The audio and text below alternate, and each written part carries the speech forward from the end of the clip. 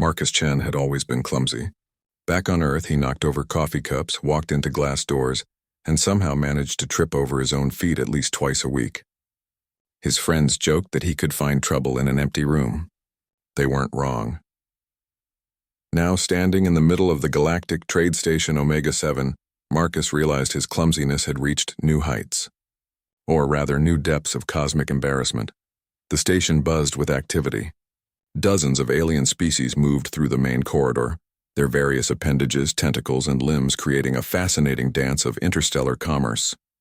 Marcus had been on the station for only 3 days, part of humanity's first official trade delegation to the Galactic Council. His job was simple: observe, learn, and try not to cause an interstellar incident. He was failing spectacularly at the last part. Marcus had been walking toward the food court, stomach rumbling after a long morning of boring trade negotiations. The artificial gravity felt slightly off compared to Earth normal, making him feel like he was walking on a trampoline.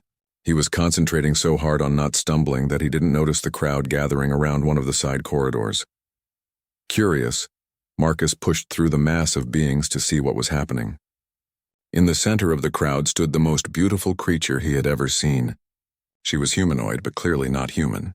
Her skin had a golden tan with subtle striped patterns that caught the station's artificial light. Long, silky hair the color of midnight cascaded down her back. But what really caught his attention were the cat-like ears perched on top of her head and the long, elegant tail that swayed behind her. She was arguing with what looked like a giant slug wearing a business suit.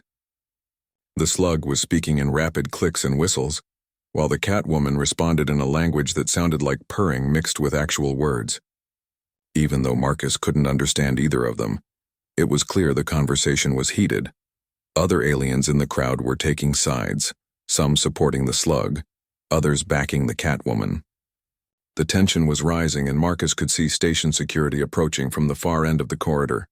That's when disaster struck. A small, round alien with too many eyes bumped into Marcus from behind.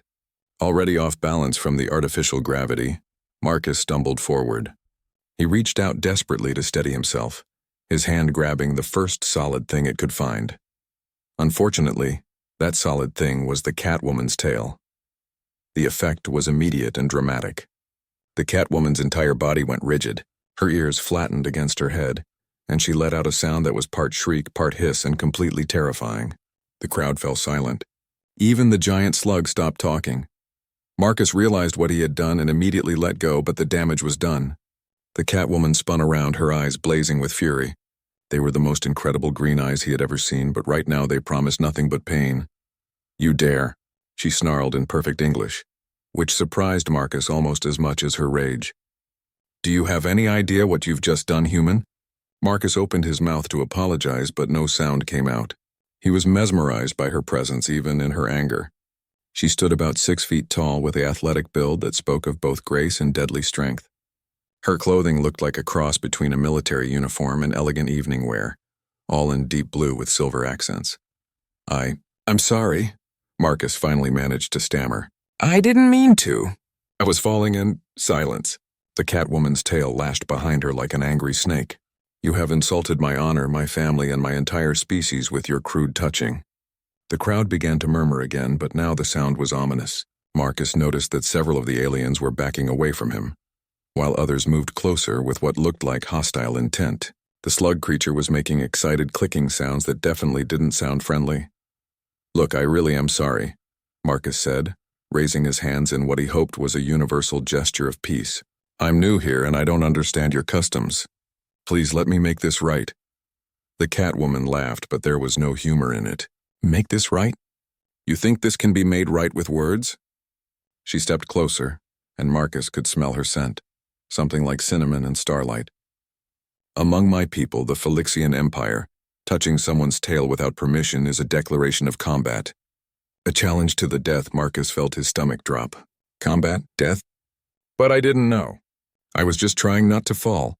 "Ignorance is not an excuse," the Catwoman said coldly. "I am Zarthik's Moonwhisper, third daughter of the Phylixian royal house, captain of the starship Night's Edge, and defender of the 7 moons. You have challenged me, human. What is your name, so I may know who I am about to destroy?" The crowd pressed closer, and Marcus could hear the sound of weapons being drawn. Station security was still pushing through the crowd, but they wouldn't reach him in time. He looked around desperately for an escape route, but there was none. "Marcus," he said weakly. "Marcus Chen, engineer from Earth." Zarathix raised an eyebrow. "An engineer? Interesting." "Very well, Marcus Chen of Earth. By the ancient laws of my people, we will fight at dawn tomorrow in the station's combat arena. Choose your weapon." Wait, Marcus said frantically. "Can't we talk about this?" "Maybe there's another way to handle this. Some kind of apology ritual or fine I can pay." The Catwoman's expression softened slightly, but her tail continued its angry swishing. "You truly don't understand our ways, do you?" "No," Marcus admitted. "I've only been off Earth for a month. This is all new to me." Zarathix studied him for a long moment. The crowd waited in tense silence. Finally she spoke. "Very well. I will give you one chance, Marcus Chen of Earth. If you can prove your worth in some other way before tomorrow's dawn, I may consider an alternative to combat. But if you cannot..." She let the threat hang in the air. "What kind of proof?" Marcus asked, though he wasn't sure he wanted to know the answer. Zarathix smiled, showing teeth that were just a little too sharp. "That, human, is for you to figure out. You have 18 hours. She turned and walked away, her tail swishing behind her. The crowd began to disperse, many of them giving Marcus looks that ranged from pity to amusement. The slug creature slithered over and said something in its clicking language that sounded suspiciously like laughter.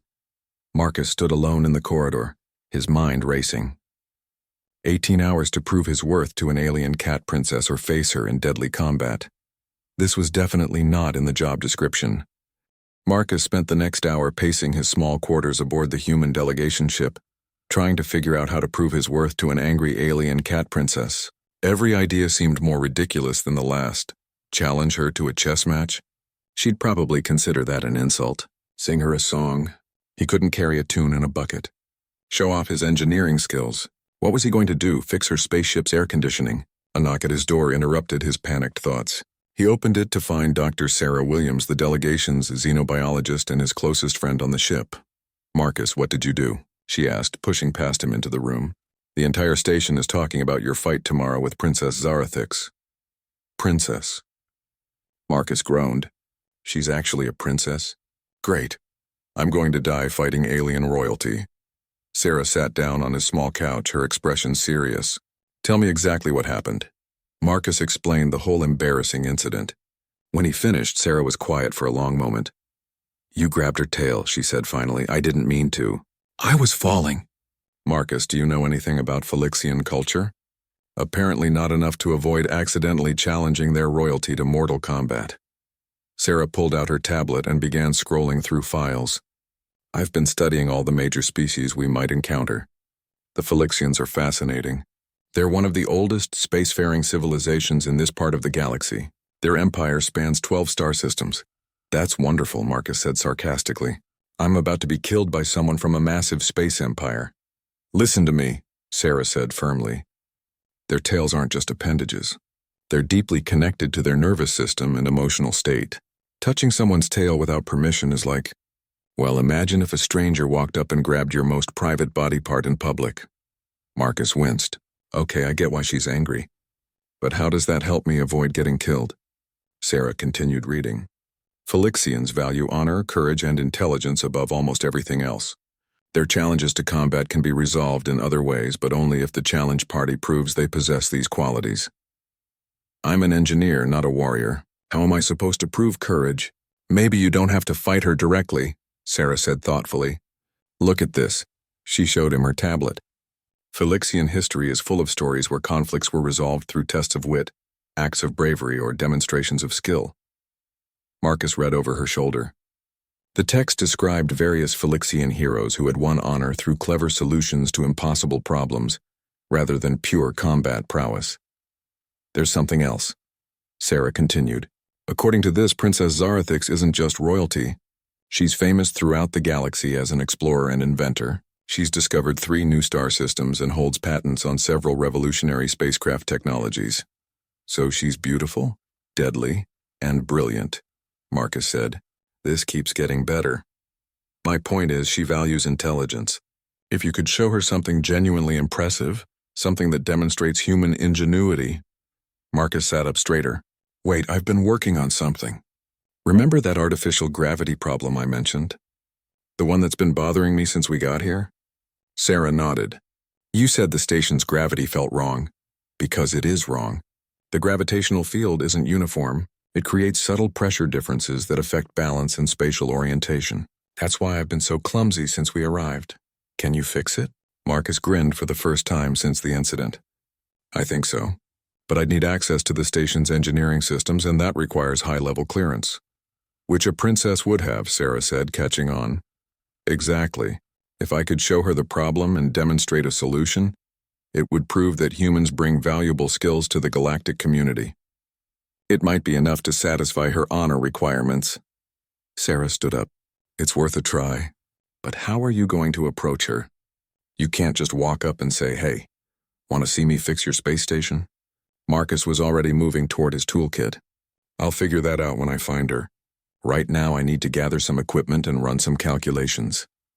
An hour later, Marcus had filled a small bag with sensors, diagnostic tools, and his personal computer. He'd spent the time analyzing the station's public engineering specifications and had confirmed his suspicions about the gravity field irregularities. Finding Princess Zarathix proved easier than expected. She was in the station's observation deck, a large transparent dome that offered a spectacular view of the surrounding space. She stood alone looking out at the stars, her tail moving slowly behind her in what Marcus now realized was probably a sign of deep thought rather than anger. She sensed his approach before he said anything, turning to face him with those incredible green eyes. Marcus Chen of Earth, she said formally, have you come to beg for your life? No, Marcus said, surprising himself with how steady his voice sounded. I've come to show you something interesting. Zarathix raised an eyebrow. Interesting how? Marcus pulled out one of his sensors and activated it. Tell me, Princess, have you noticed anything unusual about this station's artificial gravity? The gravity? It feels normal to me. That's because you're Felixian. Your people evolved on a planet with variable gravity fields. Your inner ear and balance systems are naturally adapted to gravitational inconsistencies. But for species like humans, Altarians, and several others, this station's gravity field creates subtle but constant disorientation. Marcus showed her the readings on his sensor. Look at these measurements. The gravitational field strength varies by nearly 3% across different sections of the station. For some species, that's enough to cause motion sickness, balance problems, and reduced cognitive performance. Zarathix looked at the sensor readings with interest. I was not aware of this. Is this why you stumbled earlier? Partly, yes. But that's not the important part. Marcus pulled up a diagram on his computer. The important part is that I know how to fix it. For the next 20 minutes, Marcus explained his proposed solution. The station's gravity generators could be recalibrated to create a more uniform field without affecting the overall gravity strength. It would require adjusting the output patterns of 12 different generators and installing some simple compensatory field modulators. This would improve the station's environment for dozens of species, Marcus concluded. Better balance, reduced fatigue, improved cognitive function for anyone not naturally adapted to variable gravity fields. Zarathix studied the diagrams carefully. This is impressive work, Marcus Chen. You identified a problem that our engineers missed and developed an elegant solution. She paused. But this still does not address the insult you offered me. Marcus took a deep breath. I know, and I want to make that right too, but I can't undo what I did. And I can't pretend to understand your customs well enough to perform whatever ritual might be appropriate. What I can do is try to prove that humans deserve respect as members of the galactic community. By fixing our station, by showing that we notice things others miss, that we solve problems others ignore, and that we're worth having as allies rather than conquering as enemies. Zarathix was quiet for a long moment, her tail swishing thoughtfully. You interest me, Marcus Chen. Very well. I will grant you access to the engineering systems. If your solution works as promised, we will discuss alternatives to combat. Thank you, Marcus said, relief flooding through him. Do not thank me yet, Zarathix said with a slight smile.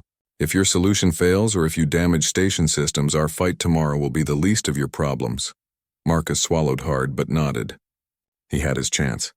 Now he just had to hope his engineering skills were as good as he thought they were. The station's engineering section was unlike anything Marcus had ever seen. Corridors lined with pulsing energy conduits led to massive chambers, filled with equipment that seemed to blend technology from dozens of different civilizations. Crystalline formations from the Altarians hummed alongside mechanical devices that looked distinctly human in design. Organic-looking biotech from species Marcus couldn't identify grew around metal framework like technological vines. Princess Zarathix led him through the maze with confident steps, her security clearance opening doors that would have taken Marcus hours to access through proper channels. Several station engineers stopped their work to stare as they passed. Word of the human who had challenged the Phylixian princess was apparently spreading fast. "Here," Zarathix said, stopping at a control room overlooking the main gravity generation chamber. "These are the primary controls for the station's artificial gravity system." Marcus looked through the transparent wall at the room below. 12 massive cylindrical devices were arranged in a complex pattern, each one generating the gravitational fields that kept everyone's feet on the floor. Energy patterns danced between them like aurora in a bottle. "Impressive," he said honestly. "I've never seen gravity generators this large before. Each one is capable of providing Earth-normal gravity for a volume of space larger than your largest cities," Zarathix said with obvious pride. They were built by the combined efforts of 6 different species over a period of 30 years. Marcus studied the control displays, trying to match what he saw with the theoretical knowledge he'd gained from human gravity research. The mathematics were similar, but the implementation was far more sophisticated than anything Earth had developed. "May I?" he asked, gesturing toward the control interface. Zarathix nodded and stepped aside. "Show me what you see that our engineers missed." Marcus activated his diagnostic equipment and began taking detailed readings of the gravity field patterns. As he worked, he explained his analysis. "The problem isn't with the generators themselves," he said, pointing to various displays. "They're working perfectly. The issue is in the coordination between them. See this pattern here? Generator 7 is running at 0.3 seconds out of phase with generators 4 and 9. That creates a resonance effect that propagates through the entire field matrix." Zarathix leaned closer to look at the displays, and Marcus caught that cinnamon and starlight scent again. He tried to focus on the technical problem rather than how close she was standing. "The individual variations are tiny," he continued. "Each generator is within acceptable parameters. But when you combine all 12 generators running with these micro-variations, you get areas where the fields reinforce each other, and areas where they partially cancel out, creating the uneven gravity distribution you detected," Zarathix said, understanding immediately. "Exactly. For species adapted to variable gravity, the difference is negligible, but for humans and several other species it's enough to cause significant discomfort." Marcus pulled up his proposed solution on his computer. "The fix is actually elegant. Instead of trying to perfect each individual generator, we use the variations to our advantage. By carefully adjusting the phase relationships, we can turn the interference patterns into a stabilizing effect." He showed her the calculations. "If we shift generator 7 forward by 0.2 seconds, generator 3 back by 0.1 seconds, and make similar micro-adjustments to 4 others, the interference patterns will cancel out the variations instead of amplifying them." Zarathix studied the math intently. Marcus watched her face as she worked through the equations, impressed by how quickly she grasped the complex relationships involved. "This is brilliant," she said finally. "Simple but brilliant. Why did our engineers not see this?" Marcus shrugged. "Sometimes you need fresh eyes. Your engineers were focused on perfecting each individual component. I approached it as a systems integration problem. Can you implement this solution without disrupting station operations? The phase adjustments can be made gradually over several hours. No one will feel any changes during the process. The field modulators I mentioned would need to be installed during the next scheduled maintenance period, but they're not critical for the basic fix." Zarathix was quiet for a moment, her tail moving in what Marcus was starting to recognize as her thinking pattern. "Very well. Proceed with your adjustments. Just like that?" Marcus asked, surprised. "I am many things, Marcus Chen, but I am not foolish. If there is a chance to improve the station's environment for thousands of inhabitants, I will not let pride prevent it." She paused. "However, if your solution causes any problems, I understand," Marcus said quickly. "If anything goes wrong, our duel is back on." "There will be no duel," Zarathix said firmly. If you damage station systems, you will be facing a military tribunal. Marcus swallowed hard and began making the adjustments. Working with alien technology was challenging, but the basic principles were universal. Gravity was gravity, whether you were human or Felixian. As he worked, other station engineers began to arrive. Word was spreading that the human was attempting to modify the gravity system. Marcus tried to ignore the growing audience and focus on his calculations. The first adjustment to Generator 7 went smoothly. Marcus watched the field readings carefully as the phase relationship shifted. Almost immediately, he could see the interference patterns beginning to change. "Remarkable," said a voice behind him. Marcus turned to see a tall, thin alien with blue skin and multiple arms. "I am Chief Engineer HFY. I designed this gravity system." "An honor to meet you," Marcus said, uncertain if he was about to be congratulated or thrown off the station. "Your analysis is correct," HFY continued. "I am embarrassed that we missed such an obvious system integration issue." "It's not obvious unless you're looking for it," Marcus said diplomatically. "And you had to balance the needs of dozens of different species. That's incredibly complex." As Marcus continued making adjustments, he found himself working alongside the station's engineering team. What had started as a desperate attempt to avoid combat was turning into an impromptu collaboration between human and alien engineers.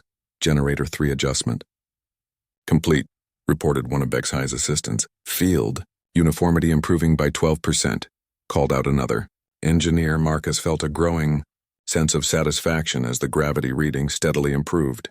This was what he loved about engineering. The moment when theory became reality, when careful analysis and precise adjustments produced measurable results. "Final adjustment to Generator 11, Marcus announced.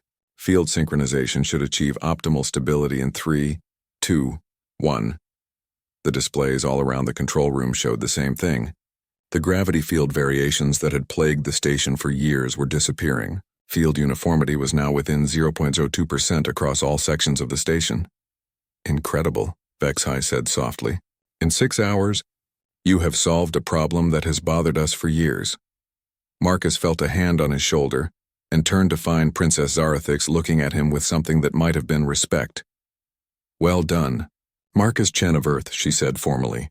"You have proven your worth. Does this mean I don't have to fight you tomorrow?"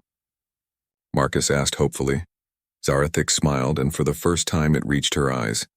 "It means we need to discuss the terms of your honor restoration." Marcus wasn't entirely sure he liked the sound of that, but it had to be better than mortal combat. At least he hoped it was.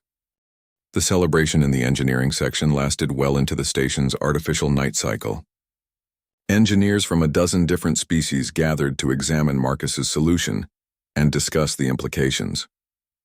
For the first time since arriving at the station, Marcus felt like he truly belonged in this community of starfaring civilizations, but his mind kept returning to Princess Zarathix's words about honor restoration. Every time he tried to ask her what she meant, someone else would pull him aside to discuss technical details or congratulate him on his work. It wasn't until the crowd began to disperse that he finally found himself alone with her again.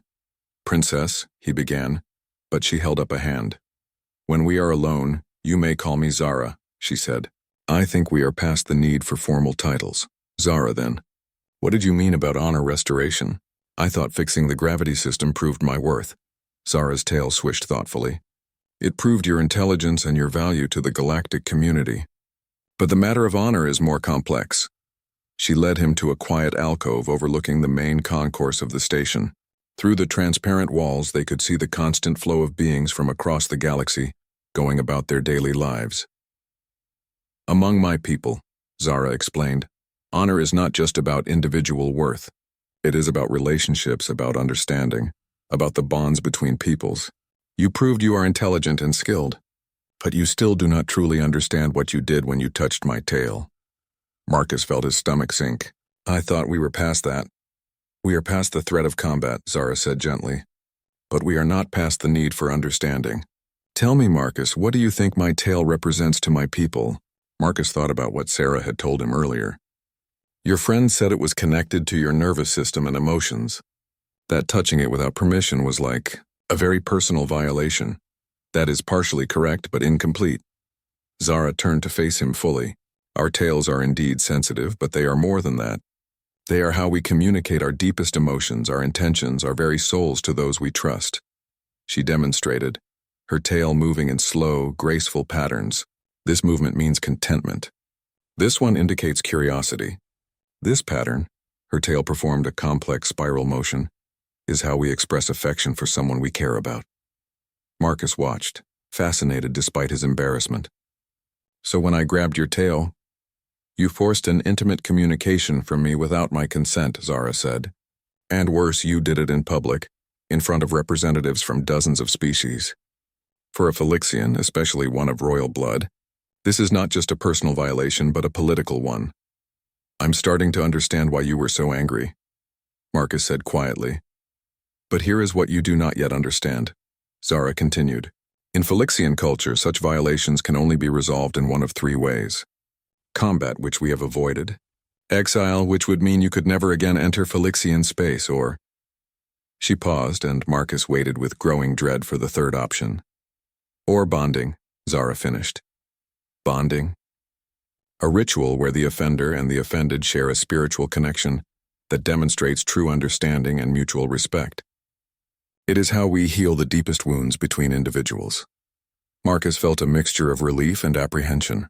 That doesn't sound too bad. What does it involve? Zara's expression became serious. It requires absolute trust between both parties. The ritual involves a temporary psychic link that allows each person to experience the other's emotions and memories directly.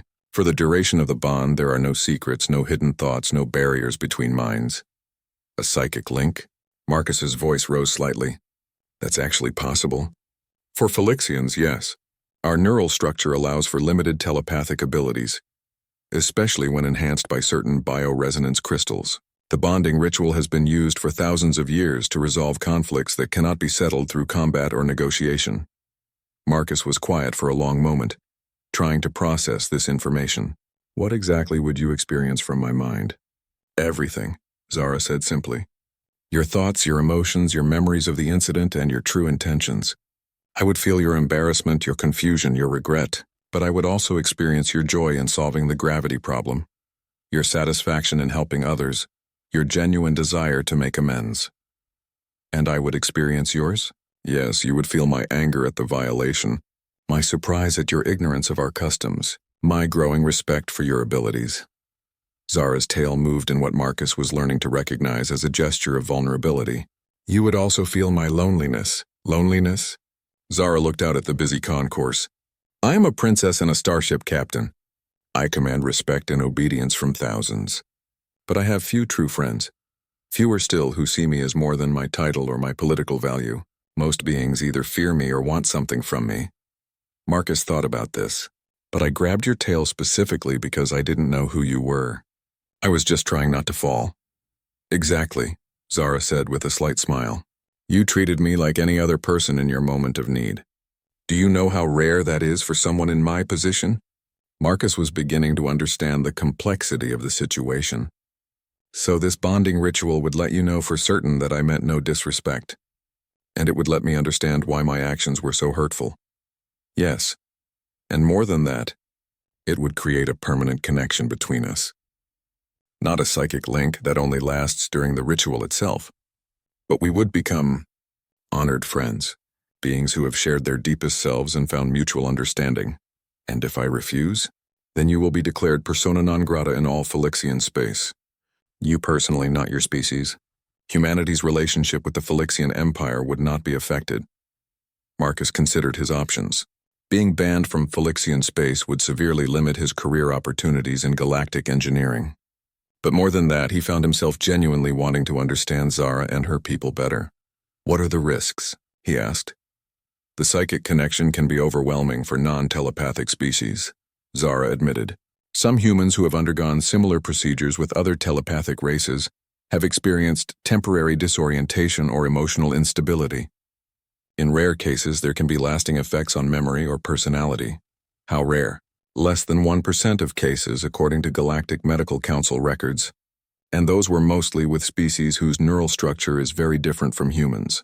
Phylixian and human brain patterns are surprisingly compatible. Marcus thought about everything that had led to this moment. His clumsiness, the accidental tail grab, the threat of combat, his successful solution to the gravity problem, and now this offer of true understanding with an alien princess who was proving to be far more complex and interesting than he had imagined. "If I agree to this bonding ritual," he said slowly, "what happens afterward? Do I just go back to my life as a human engineer, and you go back to being a Phylixian princess?" Zara's tail performed a movement Marcus hadn't seen before, something that looked almost like a question mark. "That," she said, "would depend on what we discover about each other during the bonding. Some honored friendships last a lifetime. Others burn bright and brief like falling stars. There's no way to know until we take the leap." Marcus looked out at the stars visible through the station's viewports. A week ago, his biggest concern had been whether the coffee machine in the human delegation quarters would be fixed. Now he was contemplating a psychic bond with an alien princess that could change his life forever.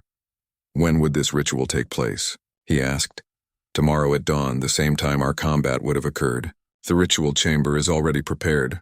Marcus took a deep breath. He thought about playing it safe, accepting the exile from Phylixian space and returning to his comfortable life as a human engineer. Then he thought about the loneliness he'd heard in Zara's voice and the genuine connection he'd felt while working on the gravity problem. "All right," he said finally, "I accept the bonding ritual." Zara's eyes widened slightly as if she hadn't expected him to agree. "You are certain? Once begun, the ritual cannot be stopped or reversed?" "I'm certain," Marcus said, and was surprised to find that he truly was. "Besides, you said it yourself, I need to understand what I did and why it mattered. This seems like the only way to really do that." Zara nodded slowly. "Then we have an agreement. Tomorrow at dawn, we will share our souls and see what truth lies between us." As she walked away, her tail performed one final movement, something that looked almost like a gesture of gratitude. Marcus watched her go and wondered what he had just gotten himself into, again. Marcus spent the night before the bonding ritual lying awake in his quarters, staring at the ceiling and questioning every decision that had led him to this point. Dr. Sarah Williams had been horrified when he told her about the upcoming procedure. "You're going to let an alien princess read your mind?" she had said. "Marcus, we don't know enough about Phylixian telepathy to understand the long-term effects." "The alternative is being banned from an entire galactic empire," Marcus had replied. "Plus, I want to understand what really happened yesterday. What happened is you accidentally grabbed someone inappropriately. That doesn't require a psychic bond to understand." But Marcus had made up his mind. Something about Zara intrigued him beyond just avoiding diplomatic consequences. Her intelligence, her loneliness, the way she had looked at him when he solved the gravity problem. It all suggested depths he wanted to explore. Dawn on the station was marked by a gradual brightening of the artificial lighting systems. Marcus arrived at the ritual chamber to find it transformed from a simple meeting room into something that looked like a combination of temple and laboratory. Crystalline formations that pulsed, with soft light, had been arranged in intricate patterns around the room. Bioelectric monitors and safety equipment lined the walls. In the center, two comfortable chairs faced each other, surrounded by a circle of the largest crystals.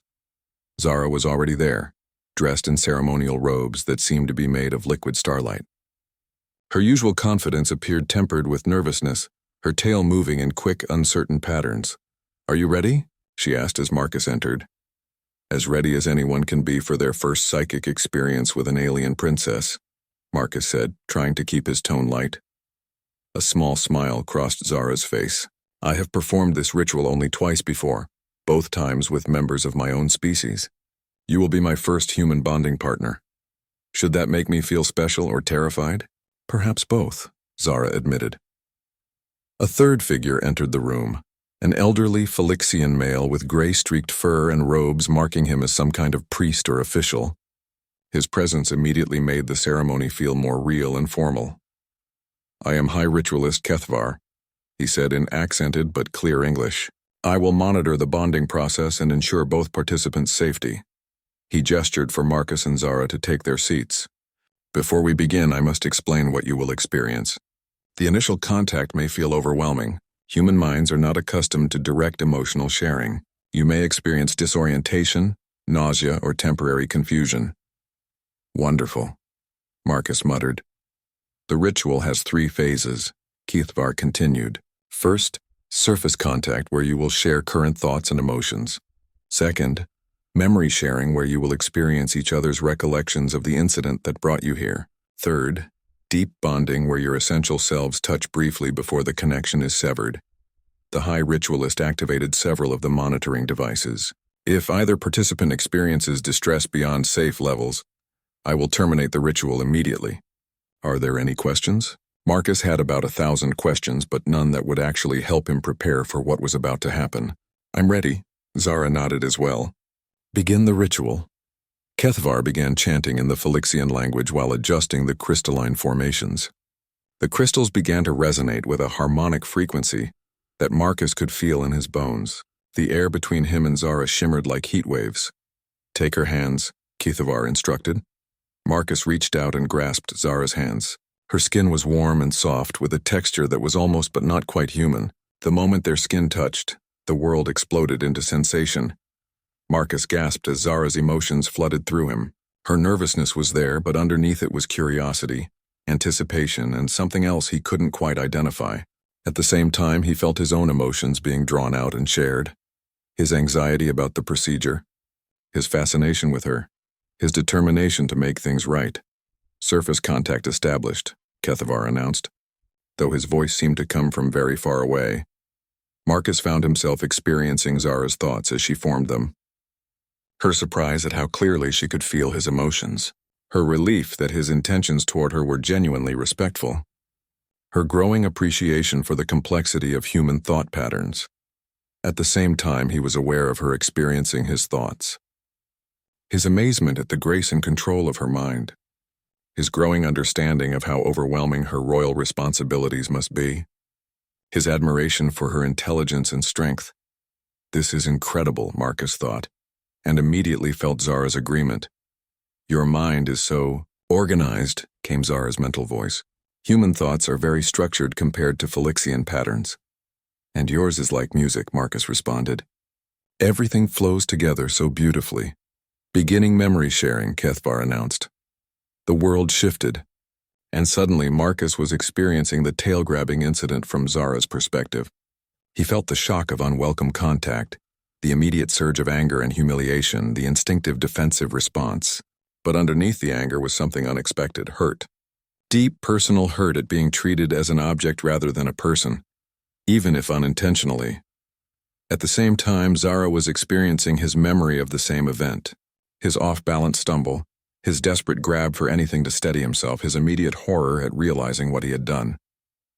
His genuine confusion about why such a simple accident had caused such an extreme reaction. You truly meant no disrespect. Zara's mental voice was filled with wonder. In your mind, I was simply another person who happened to be nearby when you needed help. And in your mind, I was just another being who saw you as something to be used for my convenience, Marcus realized. No wonder you were so angry. They experienced more memories. Zara's loneliness as a princess, the constant weight of others' expectations, the rare moments when someone treated her as simply Zara rather than Princess Zarathix. Marcus shared his own memories of feeling like an outsider, his struggles with clumsiness and social awkwardness, his joy in solving technical problems. Prepare for deep bonding, Kethvar warned. The final phase was unlike anything Marcus could have imagined. Their individual thoughts and memories faded into the background as something deeper connected. He felt Zara's essential self, her fierce loyalty to her people, her drive to explore and discover, her deep need for genuine connection with others, her strength and intelligence, but also her vulnerability and uncertainty.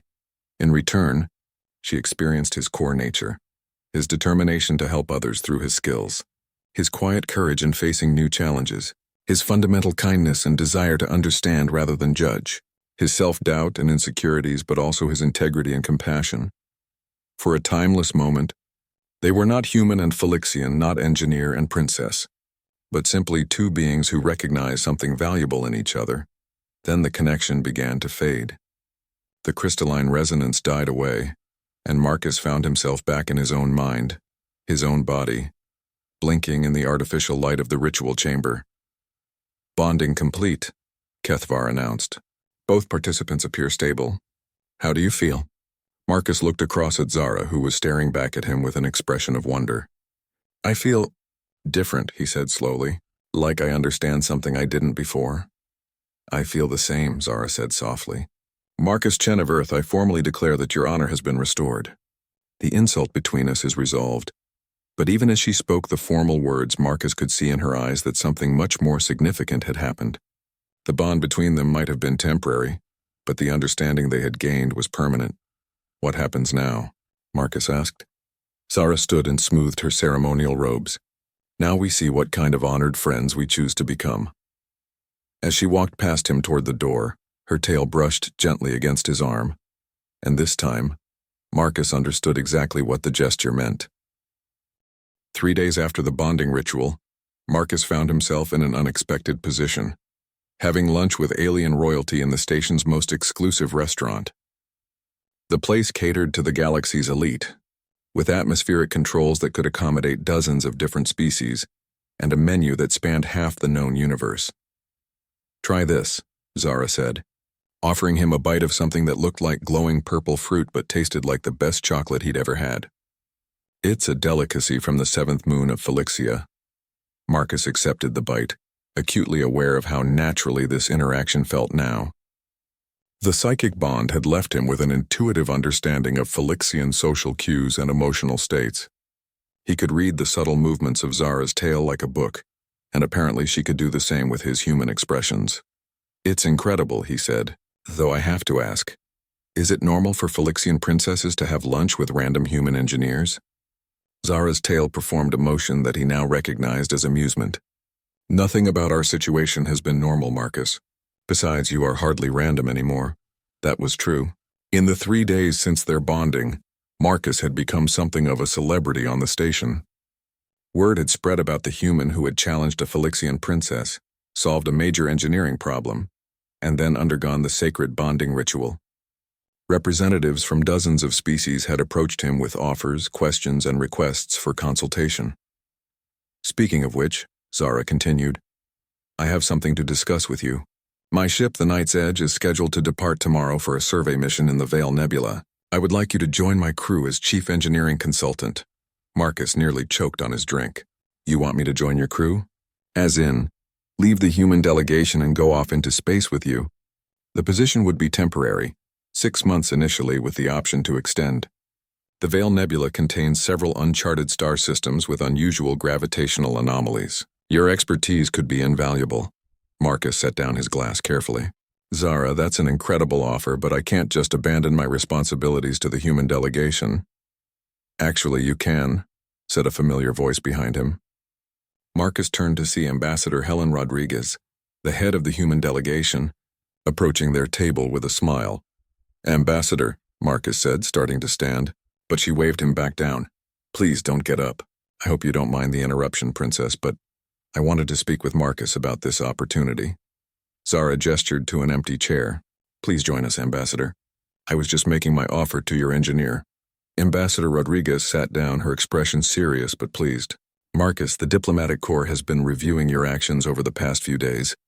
Your solution to the station's gravity problem has already been implemented on 3 other facilities, and requests are coming in from across the galaxy for human engineering consultation.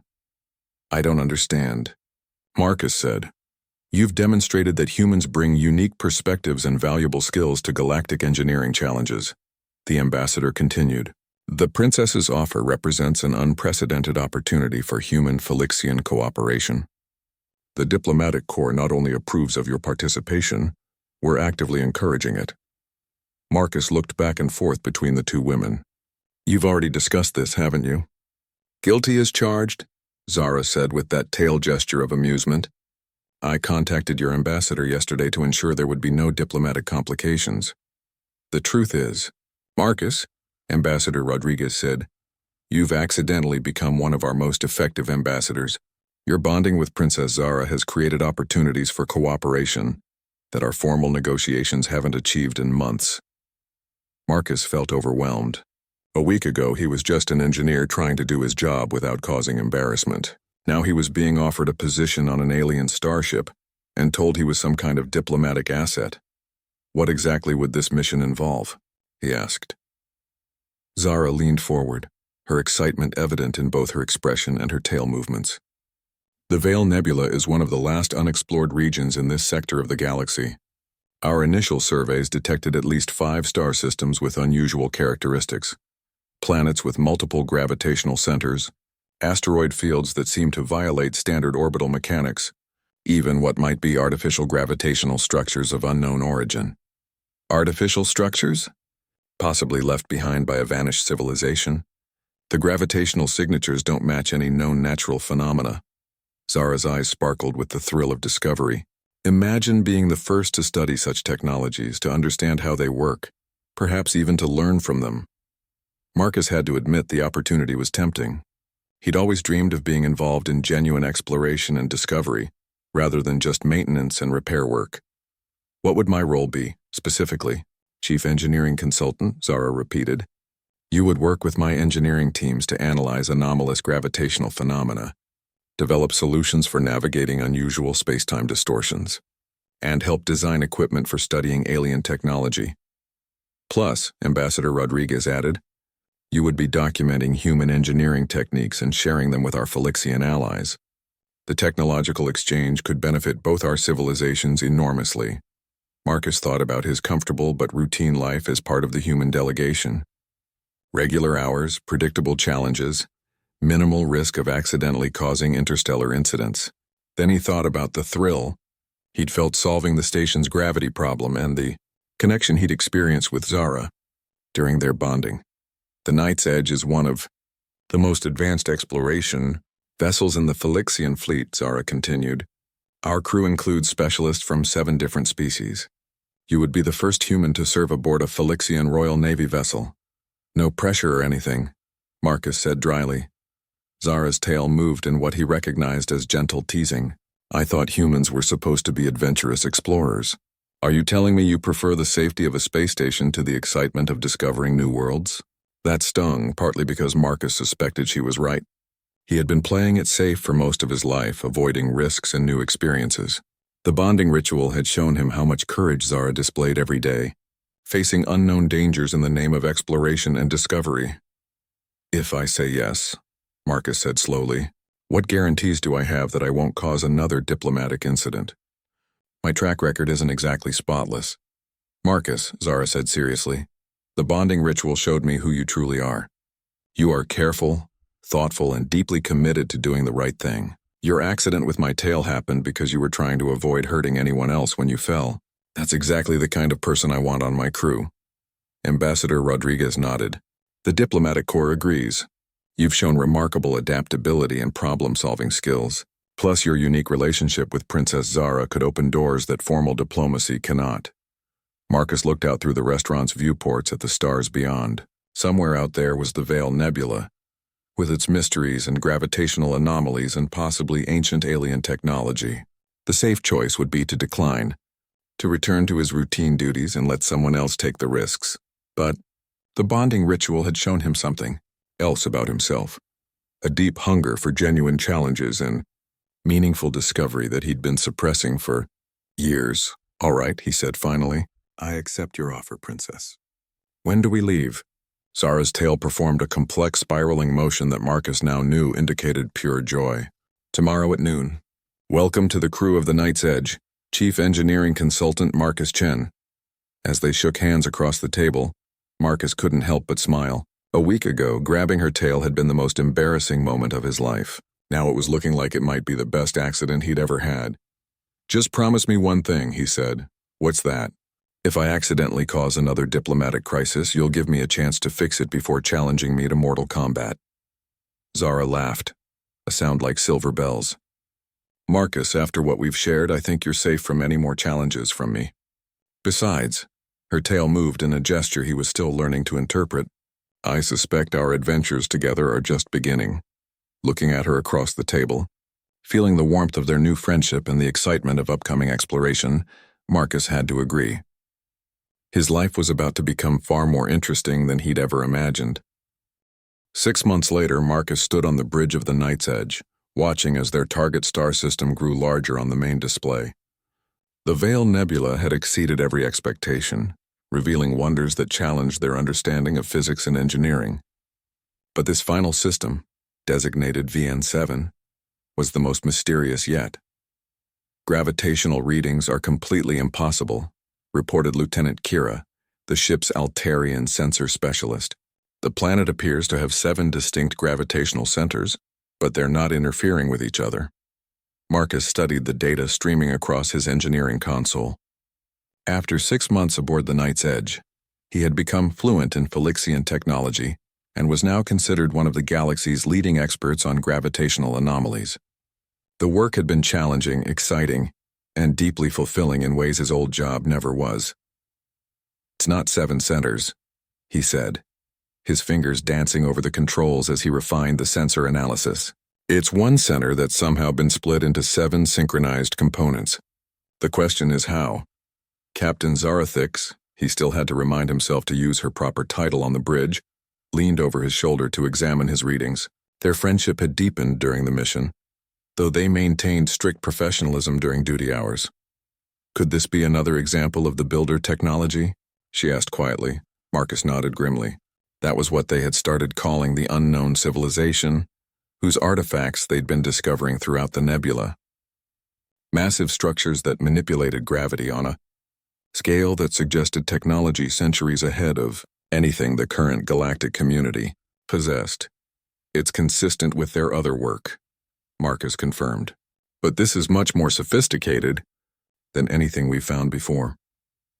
The first builder site had been a simple gravity well generator that had been maintaining a stable orbit for what appeared to be thousands of years. The second had been a transportation system that used gravitational lensing to compress space-time. Each discovery had been more advanced than the last, and each had expanded their understanding of what was possible with sufficient technological development. "Captain," called out Navigator Thex from his position at the helm, "we're receiving a transmission from the planet's surface." Zara straightened, her tail moving into the alert position Marcus had learned to recognize. "From the planet? Our scans showed no signs of current habitation. The transmission is coming from the primary landmass. It appears to be an invitation." Marcus and Zara exchanged glances. In their previous encounters with builder technology, they had always found inactive installations. The possibility of making contact with the builders themselves had been pure speculation. "What kind of invitation?" Zara asked. Thex's tentacles rippled with confusion. "It's in our language, Captain. Perfect galactic standard. The message says, 'Welcome, explorers from beyond the nebula. We have been expecting you. Please join us on the surface for discussion of mutual interest.'" The bridge fell silent except for the quiet hum of ship systems. Marcus felt his heart rate accelerate as the implications sank in. "They've been expecting us?" Zara said slowly. "That's impossible. We've been the first to explore each system in our survey route." "Unless they've been watching us the whole time," Marcus said quietly, "tracking our progress through the nebula." Zara made a decision with the quick decisiveness Marcus had come to admire. "I'll stop. Prepare a landing shuttle for departure in 1 hour. Science Team Alpha, prepare for surface operations." "Captain," protested Commander Vex, her second in command, "regulations require a full security assessment before landing on any planet with unknown inhabitants. Regulations also require us to investigate any signs of intelligent life," Zara replied firmly. "We've come this far. We're not turning back now because we're finally getting the answers we've been seeking." An hour later, Marcus found himself in a landing shuttle with Zara, Kira, and 2 security officers, descending through the atmosphere of a world that defied easy description. The planet's surface was covered with structures that seemed to grow from the landscape itself. Organic curves and flowing lines that suggested architecture designed by beings with a very different aesthetic sense than any known species. "Gravitational readings are still impossible," Kira reported from her sensor station. "The 7 gravity centers are definitely artificial, and they're maintained by some kind of energy source I can't identify." Marcus was studying his own readings when something caught his attention. "Zara, look at this. The gravitational pattern isn't random. It's actually a message." "A message?" "The 7 gravity centers pulse in a specific sequence. It's mathematical. Prime numbers, then Fibonacci sequences, then something more complex. They're demonstrating their understanding of universal mathematical principles." Zara's tail moved in the pattern Marcus had learned, meant impressed admiration. "Brilliant. What civilization would use gravitational manipulation as a communications medium? They landed near what appeared to be the largest structure, a graceful spire that rose several kilometers into the sky. As they disembarked from the shuttle, Marcus noticed that the local gravity felt perfectly normal despite all their sensor readings suggesting it should be chaotic. The gravity field is being adjusted for our comfort, he realized. They're compensating for our biological needs in real time. A figure emerged from the base of the spire and approached them across the open plaza. Marcus's first impression was that they were meeting another human, but as the figure drew closer, subtle differences became apparent. Slightly taller with proportions that were almost but not quite right, and eyes that held depth suggesting vast experience. "Welcome," the figure said in perfect galactic standard. "I am Caretaker Aeon of the Archive Collective. We have been monitoring your progress through our territory with great interest." Zara stepped forward, her diplomatic training taking over. "I am Captain Zarathix Moonwhisper of the Phylixian Royal Navy. This is Chief Engineering Consultant Marcus Chen of Earth, and our science team. We come in peace, seeking knowledge and understanding." Aeon's expression, remarkably human-like despite the subtle differences, shifted to something that might have been amusement. "We know who you are, Captain. We have been watching your species and yours as well, Consultant Chen, for some time. Your arrival here was predicted centuries ago." "Predicted?" Marcus couldn't help asking. "How?" "We are what you call the Builders, though that is not how we think of ourselves. We are the Archive Collective, dedicated to preserving knowledge and observing the development of younger civilizations. Your species, both Phylixian and human, show promise that caught our attention." Aeon gestured toward the spire. "Would you like to see what we have learned about your potential?" As they walked toward the structure, Marcus felt a mixture of excitement and apprehension. Everything they had discovered in the nebula had been leading to this moment. First contact with a civilization so advanced that they could manipulate gravity, like others manipulated matter. "The installations you discovered during your survey," Aeon continued conversationally, "were tests. We wanted to see how your two species would react to technologies beyond your current understanding. Would you try to weaponize them? Would you study them cooperatively? Would you treat them with respect or exploitation? And what did you conclude?" Zara asked. "That cooperation between your species produces results neither could achieve alone," Aeon said with approval. "Consultant Chen, your human perspective combined with Captain Zarathix's Phylixian intuition solved problems that stumped our own specialists. They entered the spire through doors that dilated open like living tissue. The interior was vast, filled with displays and interfaces that seemed to respond to thought rather than touch. Marcus realized he was looking at technology that made their most advanced systems look primitive. The archive contains the accumulated knowledge of 47 extinct civilizations, Aeon explained. Technologies, philosophies, art, science, everything we could preserve before they vanished into the cosmic dark. We are offering to share some of this knowledge with your species. Some of it? Marcus asked. Knowledge must be earned through wisdom, Aeon said seriously. Species that receive advanced technology before developing the maturity to use it responsibly tend to destroy themselves. But species that demonstrate cooperation, respect for others, and careful problem-solving, they show promise. Zara's tail moved in a pattern Marcus recognized as deep thoughtfulness. What do you want from us in return? Nothing you are not already doing, Aeon replied. Continue exploring, continue learning, continue working together. The galaxy needs more examples of successful cooperation between different species. Perhaps someday your descendants will join us as caretakers of knowledge. Marcus looked around at the impossible technology surrounding them, then at Zara beside him. 6 months ago, he had been a clumsy engineer who accidentally grabbed an alien princess's tail. Now he was standing in an archive of galactic knowledge, being offered technologies that could transform civilization. I have one question, he said to Aeon. Why us? Why our mission specifically?